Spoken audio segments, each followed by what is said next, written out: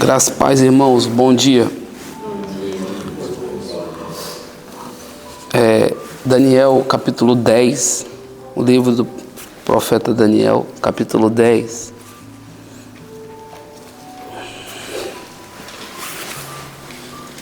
Daniel era uma pessoa que estudava de maneira diligente as escrituras, né?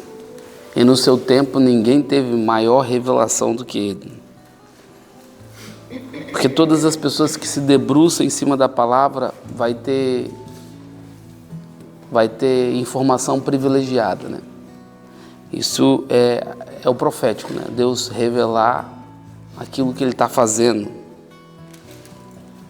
Antes de quem tem amizade com Jesus igual a Abraão, nada fica oculto aos olhos de alguém que tem amizade com Deus, né? Que tem relação.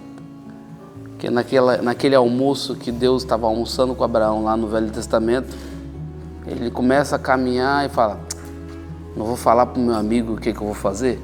Abraão, chega aqui, olha, eu não vim cá só almoçar com você, é que você estava na rota e eu sempre paro na casa de amigos.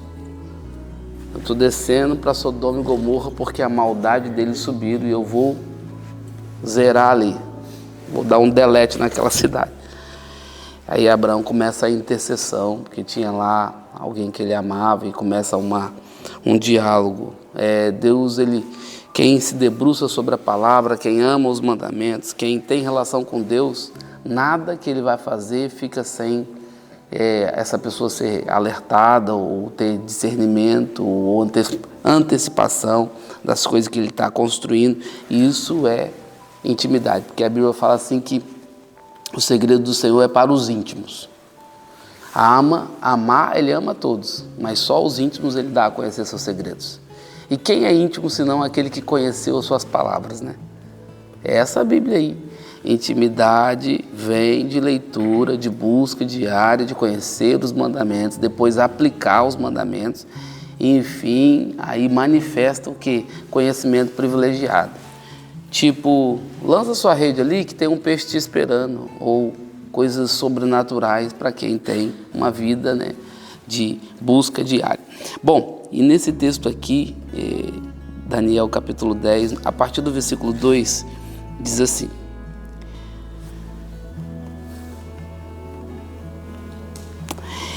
naqueles dias eu, Daniel, estive triste por 3 semanas.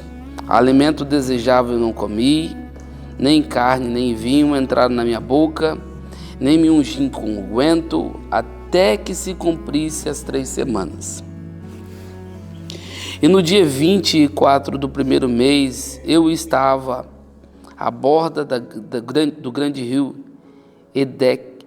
Idequel, e levantei os meus olhos e olhei, e eis um homem vestido de linho e os seus lombos cingidos com ouro fino de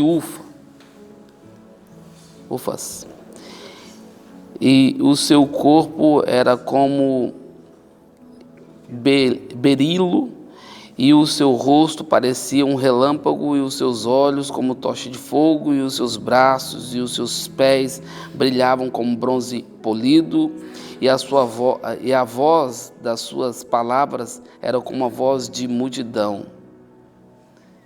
E só eu, Daniel, tive aquela visão. Os homens que estavam comigo não a viram, contudo caiu sobre eles um grande temor e fugiram, escondendo-se. Fiquei, pois, eu só a contemplar esta grande visão, e não ficou força em mim, transmudou-se o meu semblante em corrupção e não tive força alguma. Bom, irmãos, quando Deus ele quer revelar algo para alguém, ele vai procurar um íntimo. Salvação está disponível a todos, mas revelação só aos íntimos. Só quem está vivendo uma vida de renúncia. E a primeira coisa que eu quero desenhar para nós aqui nessa manhã é que Daniel estava em um período de jejum. 3 semanas, 21 dias, 3 semanas de separação. E às vezes a gente não tem toda toda a informação, mas não é nada técnico. Quando você faz um jejum, quando você tira um período de santificação, a carne, ela perde a força. Sua alma para de ter voz dentro de você. E o espírito, ele começa a ferver, ele fica muito mais, polido dentro de você. E Deus, ele só comunica com o nosso espírito, irmãos. Deus não fala com carne. Deus fala com o espírito. Deus fala com o espírito da gente. Ele colocou o espírito do homem dentro do homem para que através do espírito dele ele falasse ao nosso espírito. Aí falasse o que a gente precisa ouvir, não o que a gente quer. A alma sempre trabalha por aquilo que você quer. Então, é seu. Mas o espírito não. O espírito você não trabalha por aquilo que você quer. Você trabalha por aquilo que Deus quer. Por isso que andai em espírito e não cumprireis a vontade da carne. É o conselho de apóstolo Paulo aos Gálatas, quando ele escreve aos Gálatas, andai em espírito, caminhar em espírito. E Daniel tinha tirado 3 semanas de santificação. Nesse período de santificação, ele não comeu alimento, ele fez um jejum. E todas as coisas deliciosas, ele não comeu, falou, tudo que era aprazível, tudo que alimentava a minha carne, tudo que alimentava meus desejos, eu me separei daquilo. Por quê? Quem quer receber revelação, quem quer receber de Deus, irmãos, tem que entender que precisa se separar. Até porque todas as vezes que Deus marcou um encontro com alguém, ele pediu para santificar. Quando Moisés subiu ao monte, santifique. E Moisés ficou no monte para receber os mandamentos durante 40 dias sem colocar alimento na sua boca. Há quem diga que quando você entra nas regiões celestiais, através de uma epifania ou através de uma visão, a revelação te alimenta. Porque você não tem fome, porque você é sustentado pela natureza do próprio Deus. Então, quando ele falou, põe o povo para se santificar, que eu vou descer no monte e vou falar com o povo.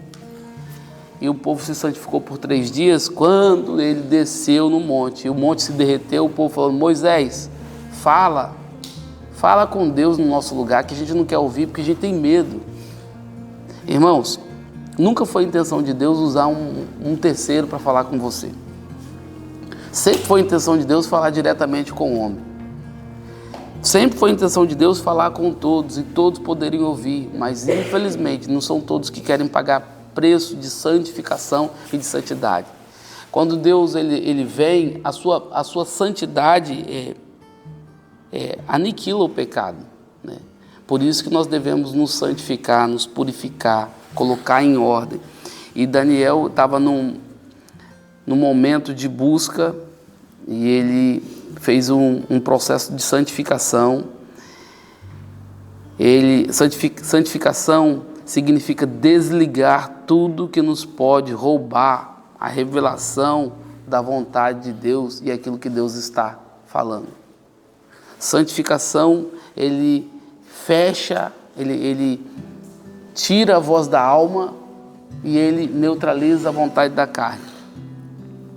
Por que é tão difícil, fazer o jejum, Por que tem dia que você fica com fome, que você não propôs? Não era jejum, você simplesmente não teve tempo para comer e você passa bem. Mas quando o dia que você fala assim, amanhã eu vou fazer um jejum, meu irmão, parece bolo de bombom para você. Parece ou não parece? Parece bolo de bombom para você, É impressionante. Por quê, irmãos? Porque tem mais a ver com a sua palavra do que propriamente com não comer, porque você deu uma palavra para Deus e Deus ama que você dê uma palavra para Ele sustente, porque Deus deu uma palavra e sustentou ela até agora. Deus deu uma palavra para você e tem sustentado. Deus, quando Ele olha para você, Ele fala, eu quero que você seja parecido comigo, porque eu dou uma palavra e não volto atrás. O Senhor, Ele não volta atrás com a sua palavra. E se nós estamos aqui nessa manhã, é porque o Senhor não volta atrás com a sua palavra. Porque se Ele desse o que a gente merecia, irmão, nós não estaríamos aqui. Mas Ele nos dá de graça pela graça, através do Seu Filho, misericórdia todos os dias, que se renova todas as manhãs. E nós estamos aqui para celebrar essa bondade e poder continuar levantando as nossas mãos e cumprindo a vontade dEle, que é ir por todo mundo e pregar o Evangelho. Daniel, na Babilônia, nunca se divorciou do pensamento de Jerusalém. Você consegue entender? Morou uma vida toda na Babilônia, foi levado cerca de 14 a 16 anos. Provavelmente foi mutilado. Não é à toa que Daniel não tem filho. Ele era eunuco. Mas isso nunca roubou a fé do coração daquele jovem. Que agora, não jovem, já um ancião, calculou e falou, examinando as Escrituras, se debruçando sobre santidade, ele descobriu, olha, já está quase na hora de voltar para casa, porque já tem quase 70 anos que a gente está preso. E a profecia declarava que a gente ia ficar 70 anos cativo. Então, irmãos, quem não se debruça da palavra não tem informação privilegiada e não consegue tirar o povo, nem sair da situação de miséria que o pecado e que as decisões erradas nos colocam. E ele faz isso. E depois ele tem esse momento, né? No versículo 5 ele fala, levantei os meus olhos e olhei, e eis um homem vestido de linho e os seus lombos cingidos com ouro fino de Ufaz. E ele tem uma epifania. Irmão, sabe o que é uma epifania? É quando você tem uma visão aberta sobre uma realidade espiritual em que só você está vendo, né? E que, sinceramente, irmãos, quem teve uma experiência com uma visão aberta, com uma visão esclarecida, nenhum homem bíblico ficou o mesmo. Quem teve essa visão, irmãos? Você vai observar, Abraão viu de maneira clara. Isaías viu, no capítulo 6, no ano em que morreu o rei Uzias, eu vi o Senhor assentado em um alto e sublime trono, nunca mais foi o mesmo. Os pastores dali conseguiram também ter uma visão de anjo. Paz na terra aos homens de boa vontade, nasceu, já está entre nós, o Salvador do mundo. Uma revelação, uma informação que vem direto ao seu coração. Agora, por que Deus fala isso com as pessoas? Irmão, geralmente quem tem vontade de ter uma revelação, de viver algo com Deus, sempre Deus vai estar nos dando essa chance. Mas não tem como ter visão de Deus, epifania, sem santidade, porque a santidade abre a nossa visão. Lembre-se que enxergar é a capacidade dos olhos, é uma capacidade física, mas ter visão é uma capacidade do espírito. Tem gente que enxerga, mas não consegue ver nada. Tem gente que lê as Escrituras, mas não consegue entender.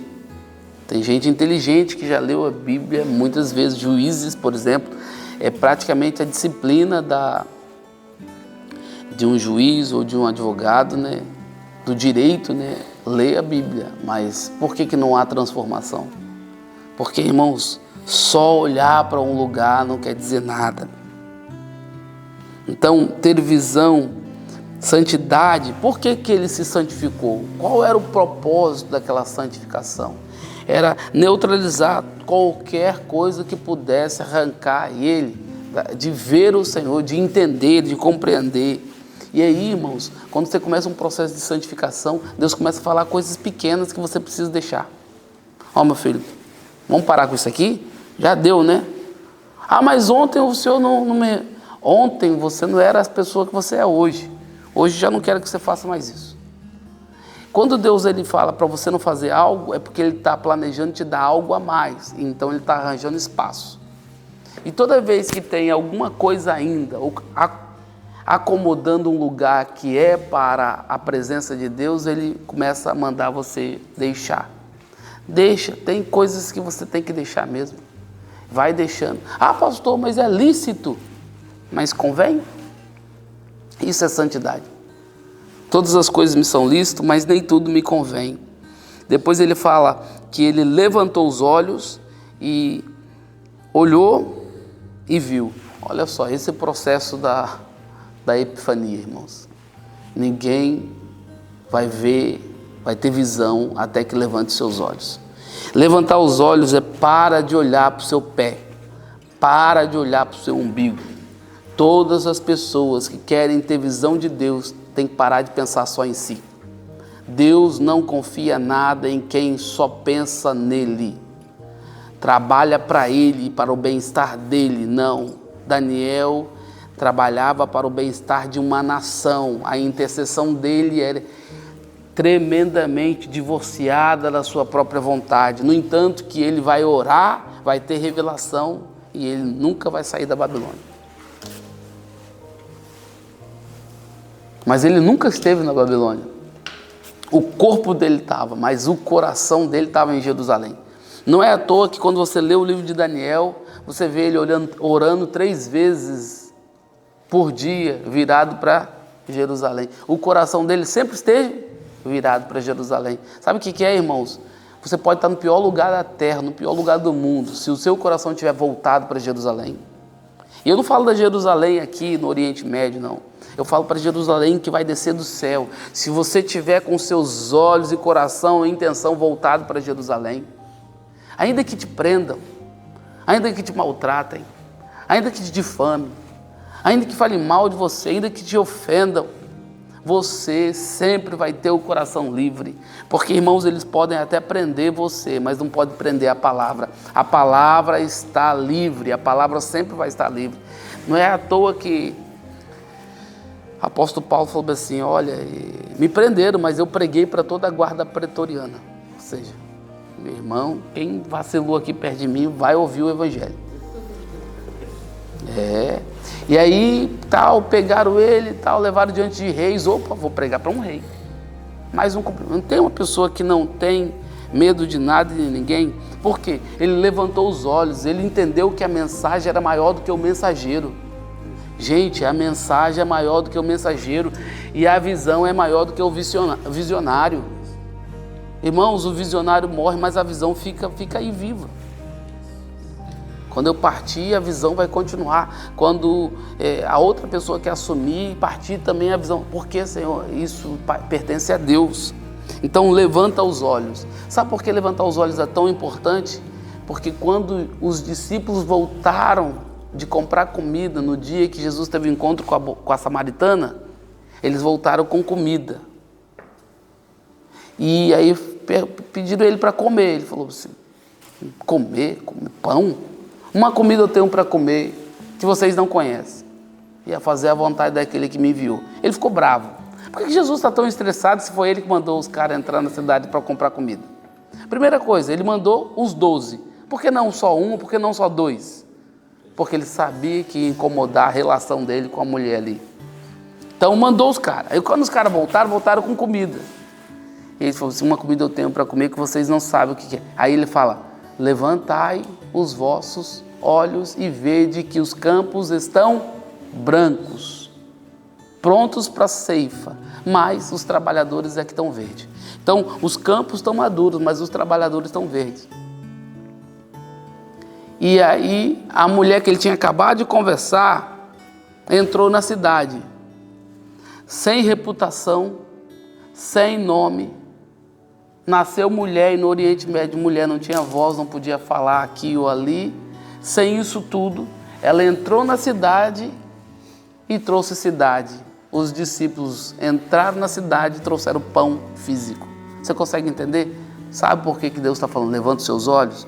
É que vocês estão olhando a sua prioridade e estão olhando só encher os vossos estômagos e não estão percebendo que as pessoas estão morrendo perto de você.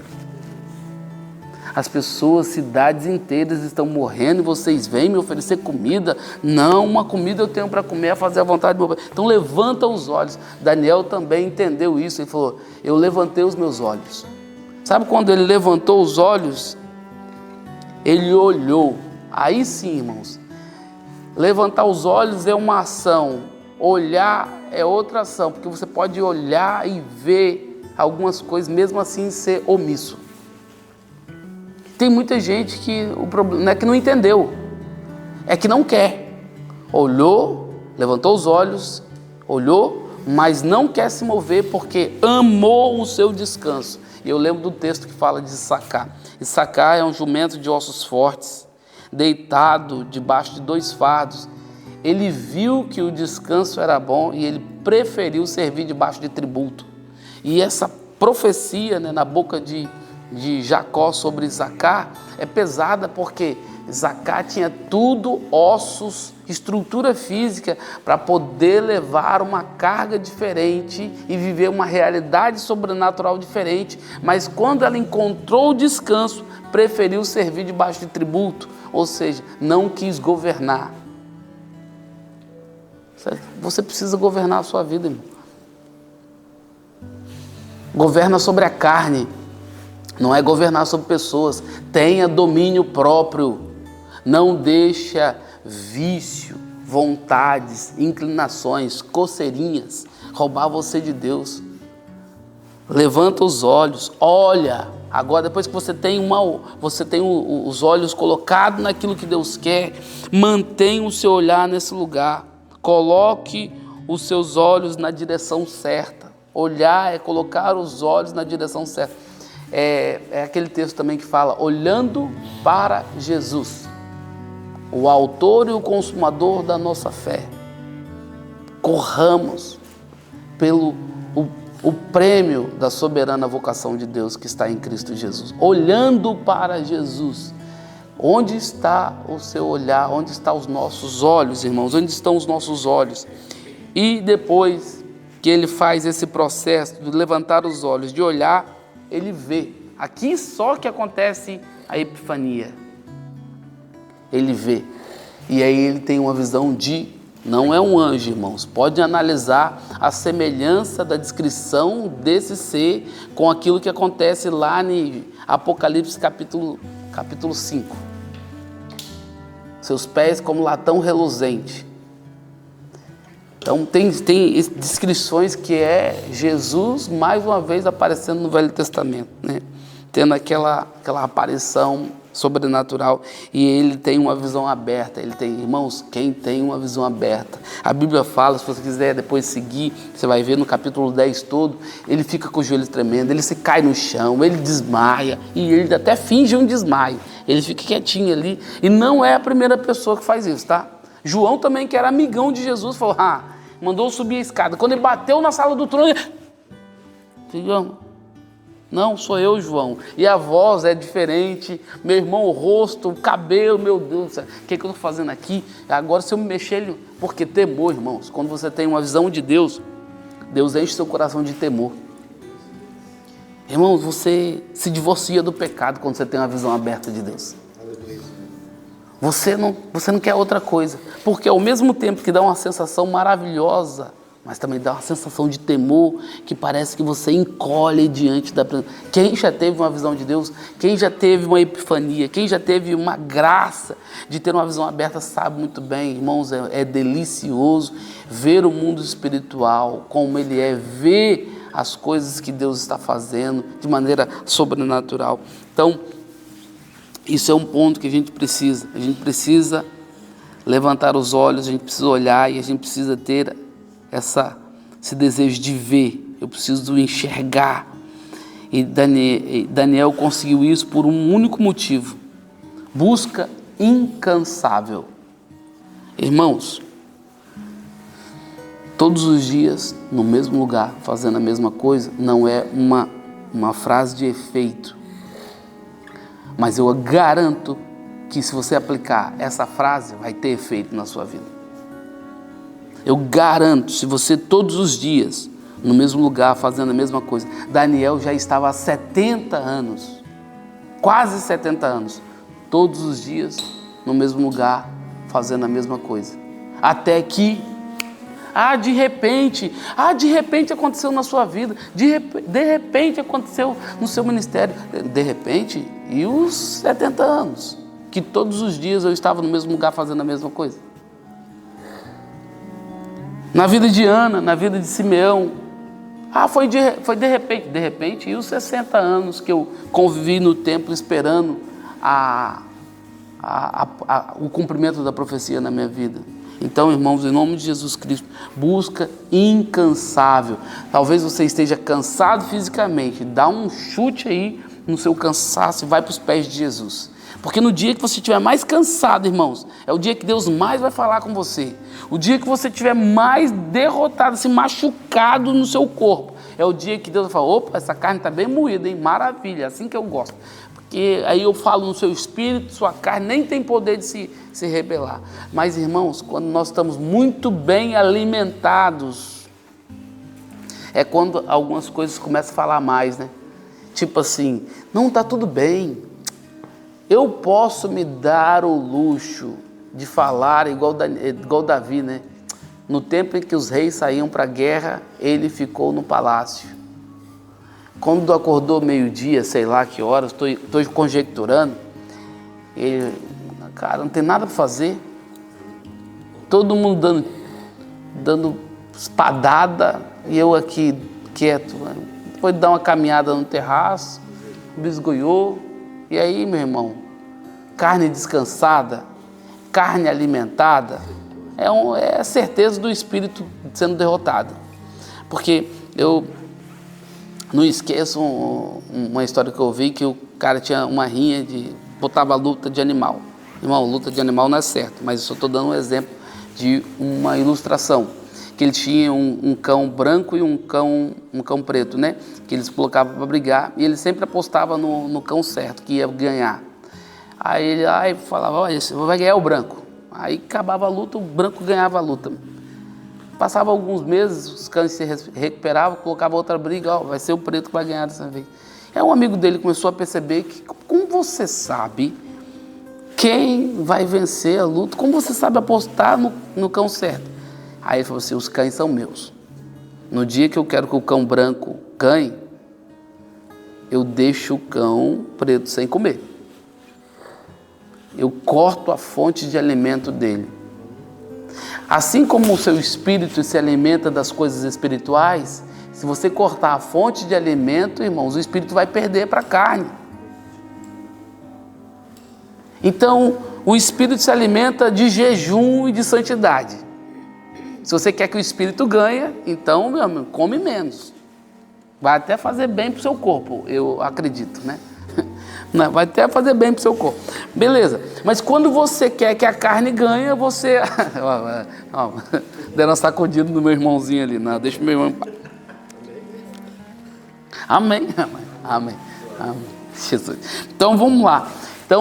Então, por favor, se você quer que o seu espírito ganhe, vença essa batalha, alimente menos a sua carne, alimente mais o espírito, porque se você tem levantar os seus olhos, para de olhar para o seu pé, para de olhar só para a sua necessidade, para de viver como se o evangelho fosse só para você.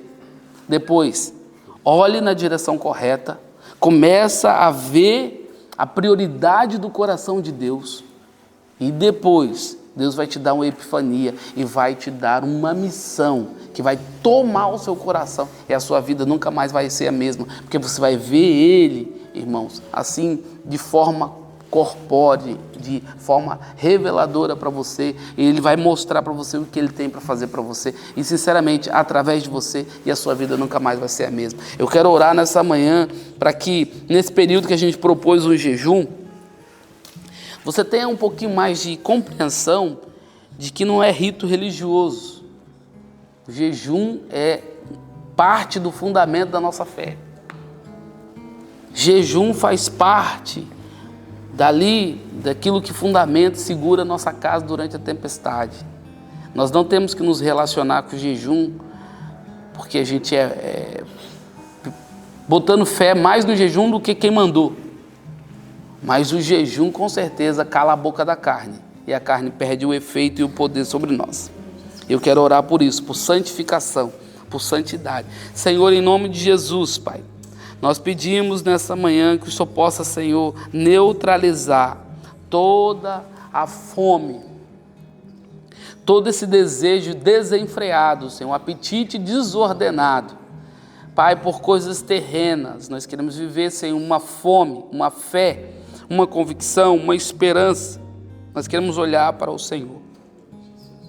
Assim como Daniel, Senhor, teve uma visão aberta, abre os nossos olhos para que a gente possa enxergar.